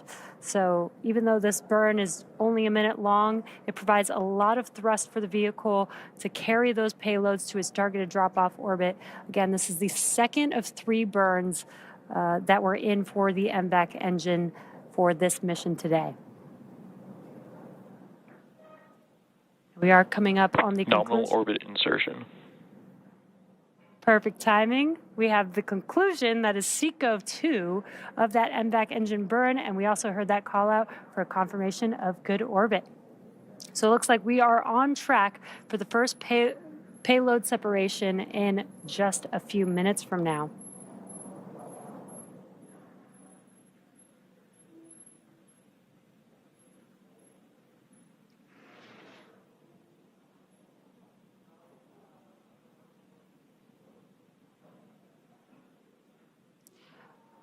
Now, if you're just now joining us, we have just had SES-2 and SECO-2. That's the second of 3 burns for the MVAC engine. And it's been a great launch so far. Next, we have the deployment of Blue Ghost coming up here in just about 4 minutes from now. And once deployed into a lunar transfer orbit, the Blue Ghost lander will begin its approximate 45-day journey to the moon, where it will land on the Mare Crisium for NASA's payloads to perform numerous science and technology demonstrations, including lunar subsurface drilling, sample collection, and X-ray imaging of Earth's magnetic field to advance research for human missions on the moon and provide insights into how space weather impacts the planet. So very exciting coming up here. Again, Blue Ghost deployment is coming up in just under 4 minutes from now. And just to recap the mission so far, we had an on-time liftoff at 1:11 a.m. Eastern Time, and everything has been proceeding nominally. We had a good stage separation, which occurred about 2.5 minutes into flight. That was followed by a successful landing of Falcon 9's first stage on a drone ship. Just read the instructions. And that was also the 5th flight and landing for the specific booster that supported tonight's mission.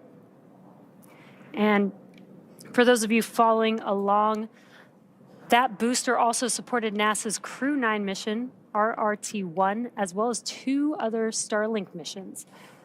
Now, just before the T+8 minute mark, we had a successful second engine cutoff for SECO-1, and that was also followed by a confirmation of a good orbital insertion. And that was the first burn of the second stage engine. The second one, again, just completed just a few moments ago. Now, the vehicle is currently coasting with the payloads attached. And we are a couple minutes away from the first deployment of our first spacecraft. Again, that will be Blue Ghost. And there you can see an awesome live view of the Blue Ghost spacecraft on board Falcon 9's second stage.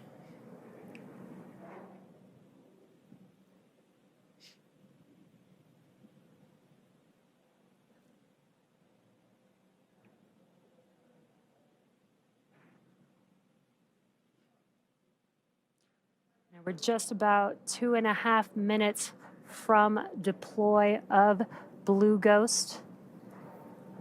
And this is a cool view. We do have the canister just below that spacecraft protecting iSpace's payload there. So we do have 2 payloads on board.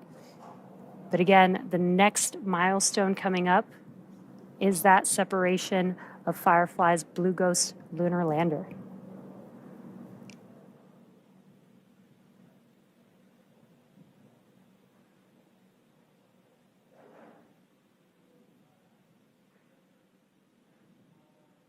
Just as a reminder, once Blue Ghost is deployed from Falcon 9's second stage, it will have about a 45-day journey on its way to the moon, and then it will have about 14 days of lunar surface exploration. So this is a pretty exciting mission. Very excited to see the spacecraft begin its journey here in just about 1.5 minutes. And once again, there you can see a live view of Blue Ghost there on your screen, still attached to Falcon 9's second stage.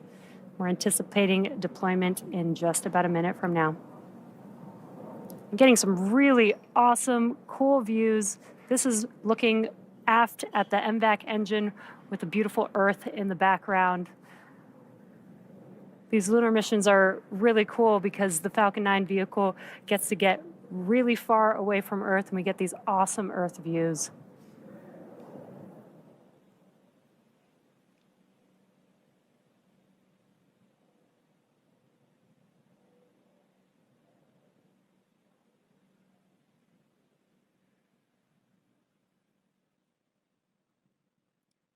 We are approaching deployment of Firefly's Blue Ghost here in just about 30 seconds.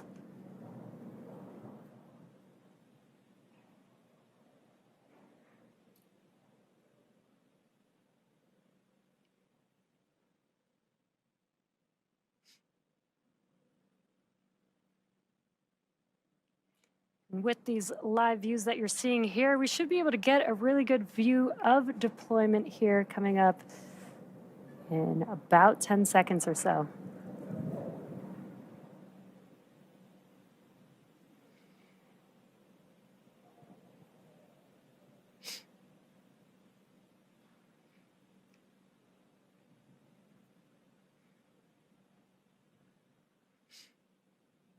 Firefly Blue Ghost, separation confirmed. And there you could see, and you also heard the call out for confirmation that Blue Ghost is drifting away from Falcon 9's second stage. From all of us here at SpaceX, it has been a pleasure having you on board, Blue Ghost. Safe travels. SpaceX is honored to be a part of NASA's Commercial Lunar Payload Services initiative to deliver science and technology to the lunar surface. And we want to thank Firefly for entrusting us with today's historic Operation. All right, thank you very much, Jesse and the SpaceX team. FC com on ops. Wow, what a ride. We're listening in First command now. at 3.1 is to enable carrier. Comms go to enable carrier. FC, please enable carrier. You're listening to the Firefly Mission Operations Center team.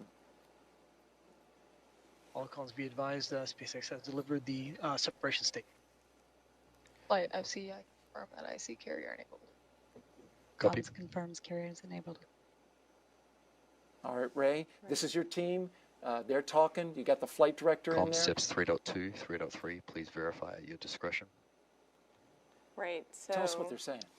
So right now you're hearing the team go through the steps that are required to power on the lander and determine its position relative to the sun and make that first communications contact. So those mission operation controllers just outside of Austin, Texas are going through that process. It's an autonomous process that'll take several minutes. And so, the spacecraft right now is approximately 848 kilometers away from the Earth, and they're going to start pinging that lander as it's going through this autonomous process. So we'll be able to hear that. Before we're in range of the Hawaii ground station, and then in approximately 50 minutes at a penumbra event that Fido will update.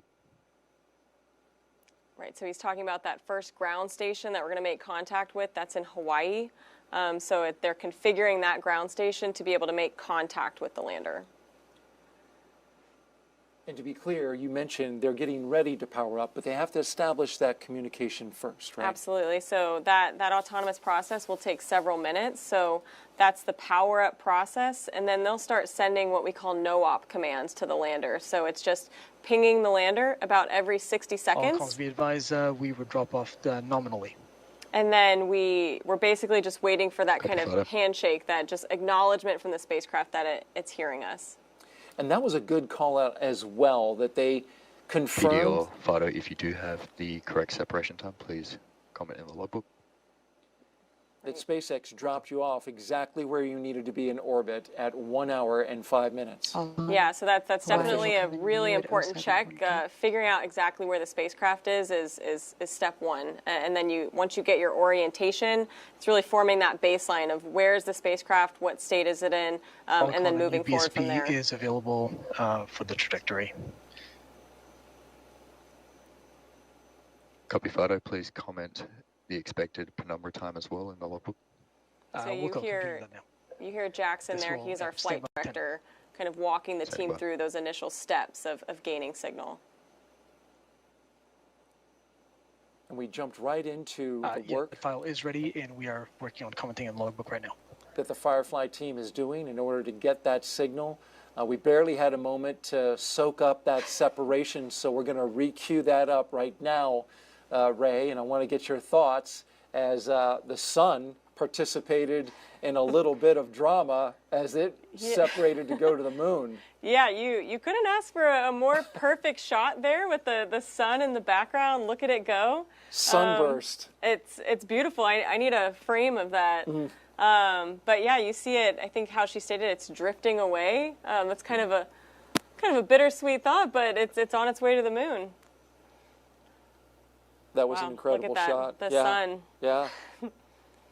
You couldn't have intentionally framed that up any better with the sunburst. Just we planned it exactly that. Well done. Thank you. Well, the team is continuing to work, and we heard a little bit of flurry of activity because, as you mentioned and have talked about throughout the show, that this is the moment where the Firefly team really engages, the moment to acquire the signal from the spacecraft. If you're just joining us, we launched at 1:11 and 39 seconds a.m. Eastern Time from the Kennedy Space Center in Florida on a SpaceX Falcon 9 rocket carrying the Blue Ghost. We expect rate damping in approximately 18.5 minutes.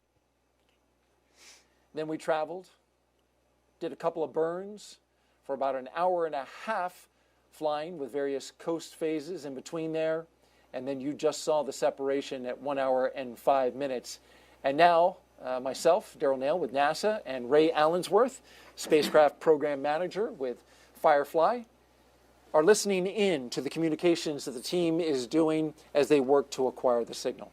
Yeah, and this signal, it can take anywhere from between 5 and 30 minutes to get that signal. Anywhere in that is considered nominal. So we're right at the very beginning of that phase. And so, like you said, the team it's now time to lock in. They're all focused. They should start getting data very soon on those consoles. And we're going to stay with it for a fair amount of time. The path to the BSP is available in the logbook.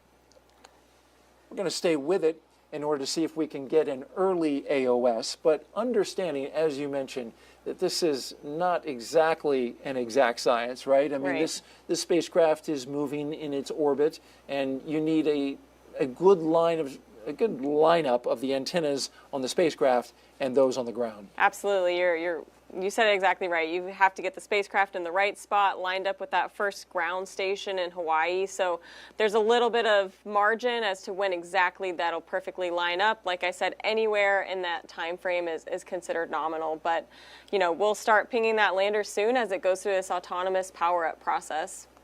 Let's talk a little bit about the path ahead.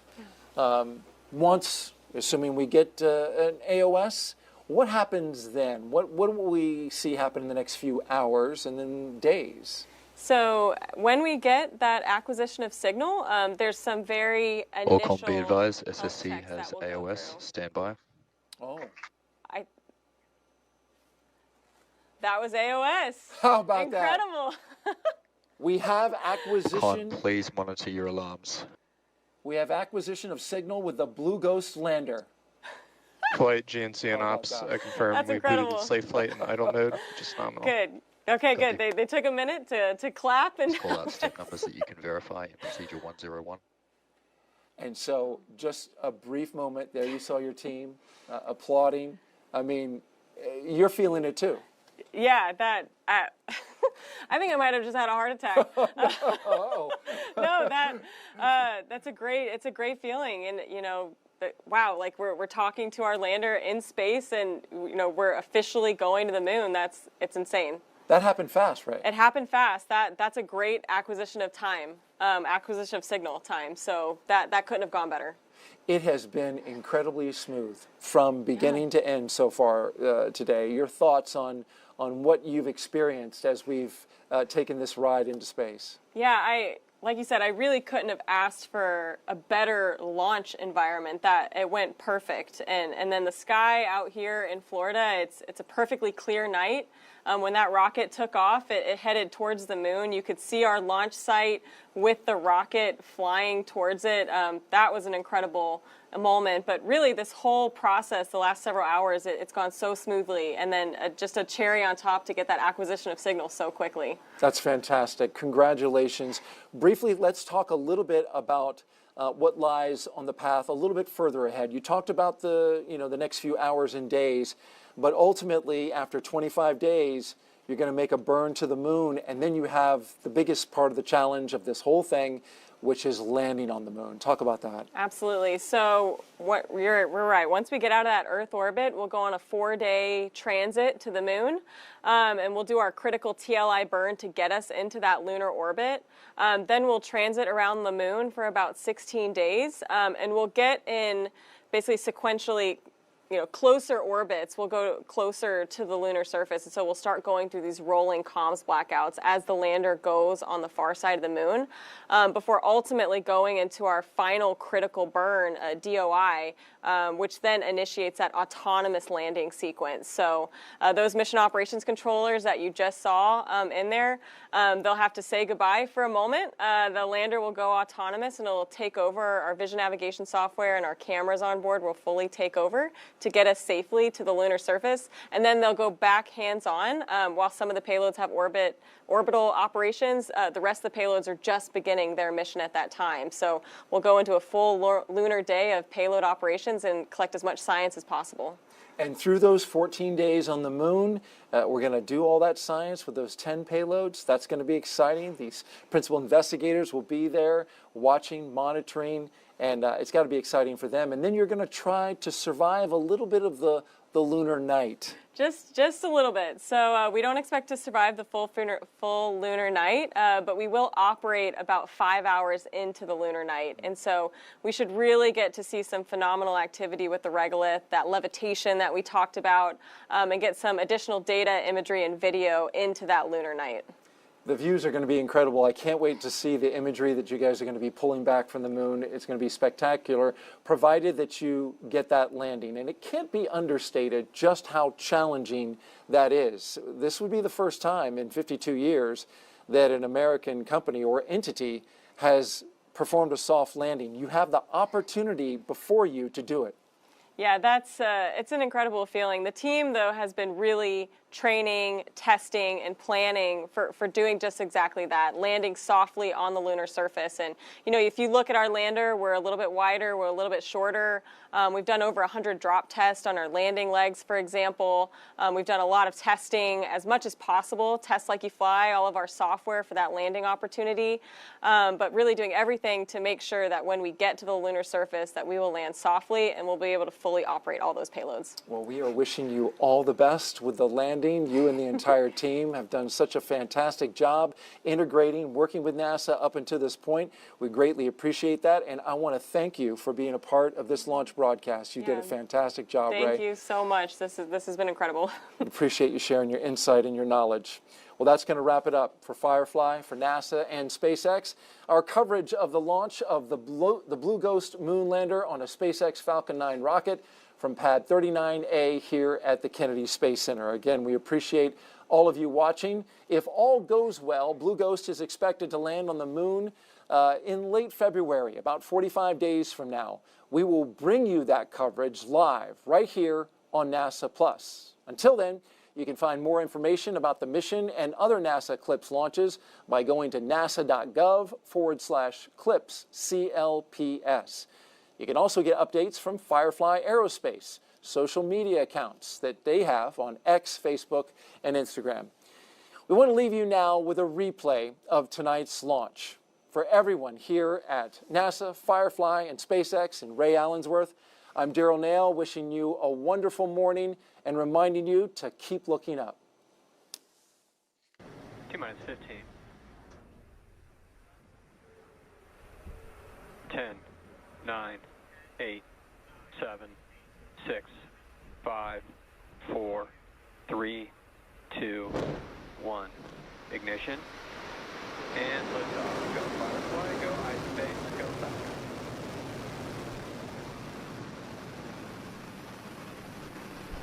Vehicles pitching downrange.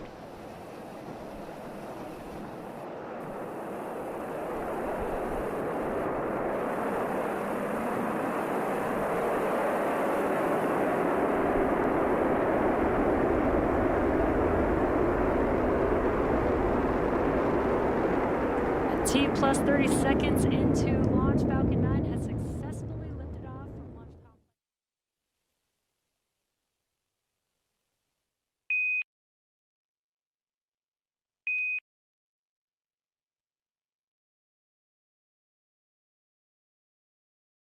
Gente, que é isso, hein? Incrível, né? Show de bola demais, né? E sempre legal rever, né? Porque assim, eu vou falar com vocês, eu fico num pique com esse negócio que dá vontade de ver o tempo. Sai, cachorro! Dá vontade de ver o tempo inteiro, né? Então, assim, é muito, muito bacana isso, né? Vocês curtiram, gostaram? Comenta aí, coloca pra gente aí. Outra coisa, já mandou o like aqui? Mandou? Não? Então vamos lá, todo mundo junto. É agora, a hora, ó. Vamos lá? 1, 2 e... Aê, galera! Outra coisa, senta o dedão, apareceu o botão hypar agora ou em qualquer momento, clica no botão hypar, porque o que é isso? Isso dá um gás no vídeo aí pro YouTube entregar o vídeo para cada vez mais pessoas, tá certo? Outra coisa, inscrever no canal, compartilhar, comentar, isso tudo ajuda muito a engajar o vídeo. Tá? O cachorro não tá querendo que eu acabe o vídeo aqui hoje não, viu, gente? Eles estão querendo é parar. Isso é complô. Eu tô achando que esses cachorros aí são do Trump. Viu? Não sei o que é isso, não. Mas é isso aí, galera. Então vamos lá. Dá essa força aí, conto com vocês. Grande abraço, até o nosso próximo vídeo.